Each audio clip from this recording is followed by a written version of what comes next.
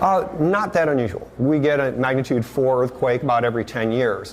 What's probably unusual for this one is the number of people who have felt this one. In the past, typically we'll get a 2.5 or 2.3 earthquake, and people might even feel it but not know what it was. Especially if you're walking, or as I was this morning mowing the grass, you wouldn't even feel it. Especially if you're on a boat out in Lake Erie or driving a car, again, you're not going to feel even a 4 or 5 earthquake sometimes. Why do we get them here in Northeast Ohio? Everywhere in the Earth, the entire Earth's surface is a rigid block of Earth that's been fractured and is cracked. Sometimes the cracks move, and that causes an earthquake. So these cracks are all over the world. There's no place that is really absent or aseismic, having no earthquakes at all. It's just that there are places like California, which are active plate tectonic boundary between two large plates, causing lots of earthquakes all the time, focuses everybody's attention.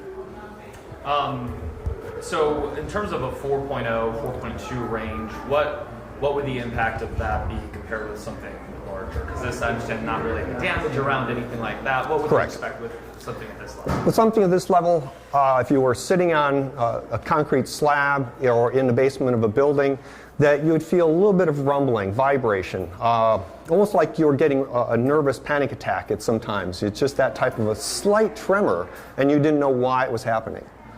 And sometimes you might even hear something.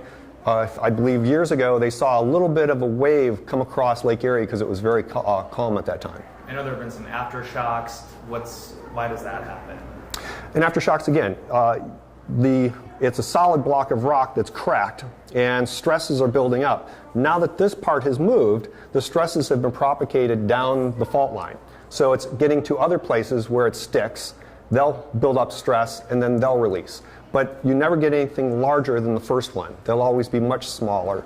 And it's the Earth adjusting to that stress field. And you had said earlier on the phone about the wet weather we've been having recently potentially playing a role. Talk a little bit about why that is. Sure. Oh, well, you take any two dry substances, like two blocks of concrete, and push them against each other, and they stick.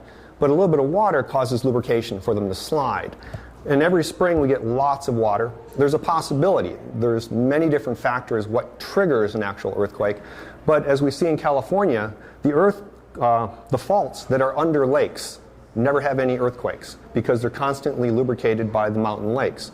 And that's a possibility that one of the factors with all this rain we've having has the waters finally trickled down deep enough into the fault zone that it's caused stress to be released, pushed down farther to another part of the fault where it isn't maybe drier, and that's where it fractured. So could there potentially be an aftershock that would be even larger than the original that we saw? No, I doubt it.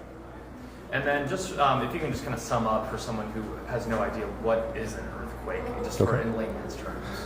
Well, it's the Earth, just due to different stresses, taking a solid material, it breaks. And there are these breaks all over the place. But for some reason, the pressures of the Earth are pushing on it, and it cracks or moves. And it's like taking a pebble and throwing it into a pond. All those ripples coming out from where the pebble enters the water, you have an energy wave propagating out from where the rock cracks and moves. And that energy wave is felt as the earthquake. Why is it that so many of these earthquakes historically are centered in that same general area, Lake County area, Ashtabula County area, north? Well, it's typically there's one major fault that everything centers around. So you have one fault and then little smaller faults splaying off of it. And that is, since it's a large broken surface, it's more susceptible to movement. So the stresses sort of congregate at that point and push that direction.